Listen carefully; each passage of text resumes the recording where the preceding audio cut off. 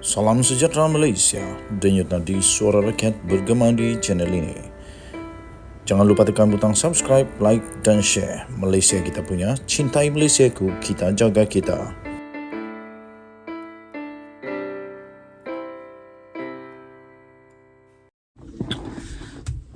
Salam sejahtera Malaysia, denyut nadi suara rakyat bergema di channel ini.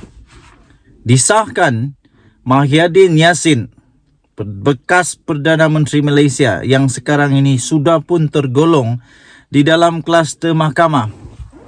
Apapun yang anda kata, sama ada ini fitnah kah, apakah, yang penting dia sudah jadi kluster mahkamah. Dan kalau nak kata fitnah, kamu marahlah dengan mahkamah. Marahlah dengan SPRM, sebab yang jatuhkan pertuduhan itu SPRM dan mahkamah. Janganlah marah kepada Anwar pula. Tapi kalau mau marah Anwar, marah aja lah, suka hati kamu lah. Tapi ini satu lagi, sudah jatuh di timpa tangga. Sudah jatuh di timpa tangga Mahyadin Yassin kali ini. Apa boleh buat, memang itulah konsekuens atau apa konsekuens akibat. SPRM sahkan Mahyadin akan dituduh lagi minggu depan. SPRM sahkan Mahyadin Yassin akan dituduh lagi minggu depan. Habislah. Dulu kata bersih. SPRM sahkan Muhyiddin akan dituduh lagi minggu depan.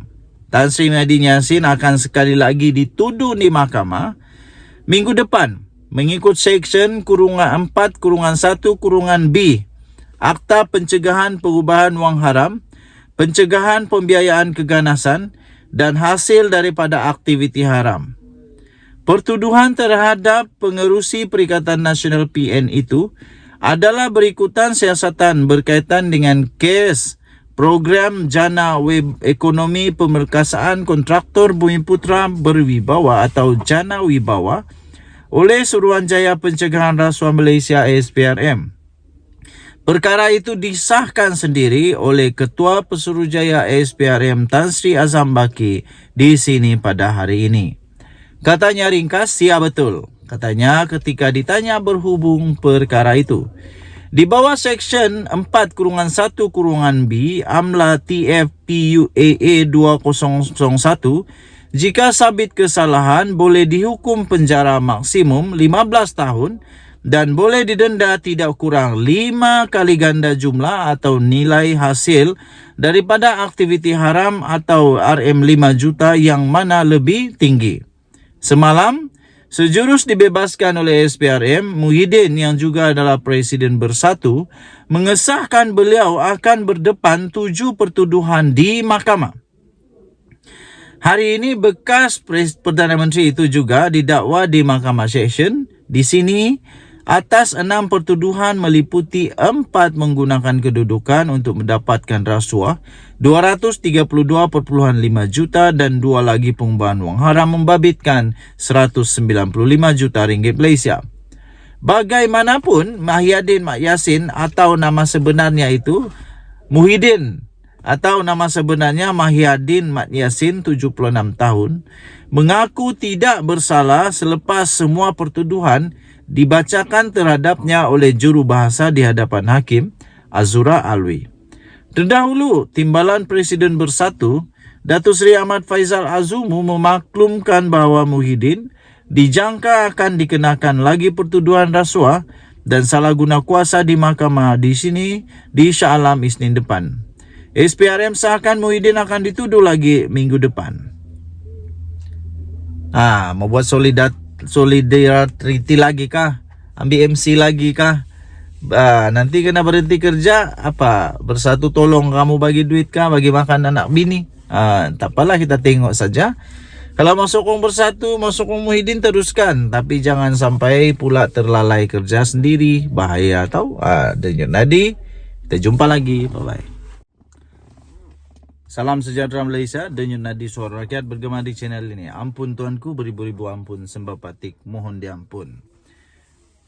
Daulat tuanku, digarhayu tuanku Sultan Selangor. Tuan-tuan dan perempuan yang dihormati sekalian, baru-baru ini heboh satu Malaysia berkenaan dengan ustaz-ustaz yang telah tidak diberikan permit untuk memberikan ceramah di masjid. Kerana rupa-rupanya mereka tidak ada tauliah.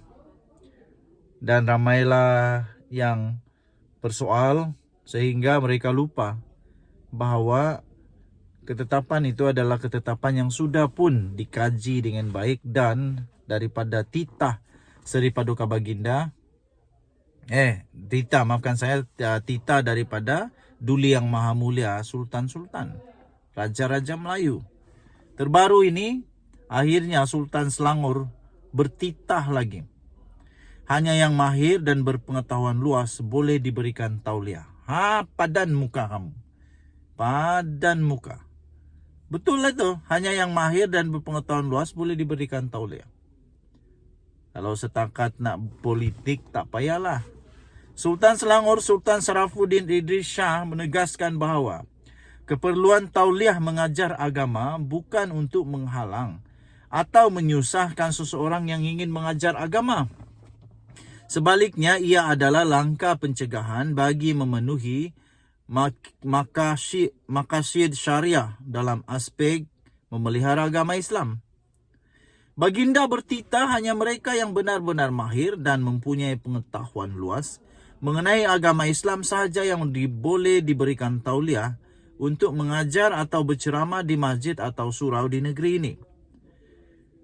Baginda bertitah bagi memastikan agama Islam terus terpelihara dari sebarang anasir penyebaran ajaran salah, fitnah memfitnah, serta bersangka buruk yang boleh menimbulkan kesan negatif terhadap agama, masyarakat dan negara. Maka di tauliah diperlukan titah Baginda.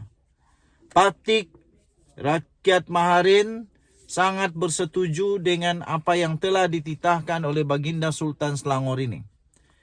Benar tuan-tuan dan puan-puan yang dihormati sekalian.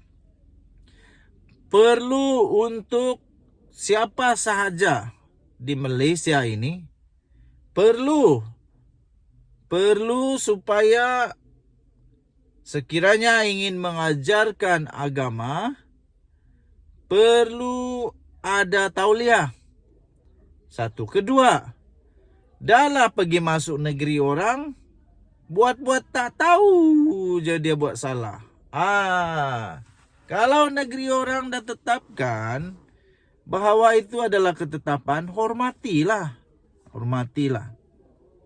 Baginda bertitah hanya mereka yang benar-benar mahir saja mempunyai pengetahuan luas mengenai agama Islam yang boleh diberikan tauliah untuk mengajar atau berceramah di masjid atau surau di negeri ini, iaitu negeri Selangor. Sultan Sarafuddin yang bertitah menerusi hantaran di Facebook Selangor Royal Office turut menyeru umat Islam di Selangor agar memahami dan menghayati intipati khutbah Jumaat bertajuk Tauliah Mengajar, suatu keperluan yang dibacakan oleh khatib di masjid-masjid di seluruh negeri pada hari ini. Baginda turut senada dengan khatib yang menyeru agar semua pemegang tauliah Majlis Agama Islam Selangor MAIS perlu mematuhi undang-undang dan arahan yang diberikan oleh pihak berkuasa agama pada setiap masa. Mereka juga hendaklah menggunakan tauliah mengajar pada situasi yang betul, bukannya untuk kepentingan dan keuntungan pribadi, titah Baginda. Tidak menyelitkan lawak jenaka yang melampau sehingga masyarakat hanya mengingati lawak berbanding ilmu yang disampaikan, yang akhirnya akan menyebabkan masyarakat lebih tertarik kepada penceramah hanya kerana lawaknya tetapi bukan kerana ilmunya, titah Sultan Selangor. Baginda turut berpesan kepada para pemegang tauliah supaya tidak mencampur adukan isu agama dengan politik kepartian dan permusuhan sesama Islam atau menyelitkan perkara yang cenderung mendatangkan benci atau penghinaan terhadap mana-mana agama, kerajaan dan permusuhan antara beberapa kaum atau golongan penduduk di negara ini. Titah Baginda, pihak Jabatan Agama Islam Selangor JAIS kerap menerima aduan bahawa masih terdapat masjid atau surau yang mengundang penceramah tanpa tauliah. Malah penceramah yang tahu tentang keperluan mendapatkan tauliah di Selangor ini masih terus mencuba untuk memberi ceramah di masjid atau surau tanpa tauliah. Baginda turut bertitah apabila kebenaran ceramah di masjid dan surau tidak diberikan atas alasan tidak mempunyai tauliah.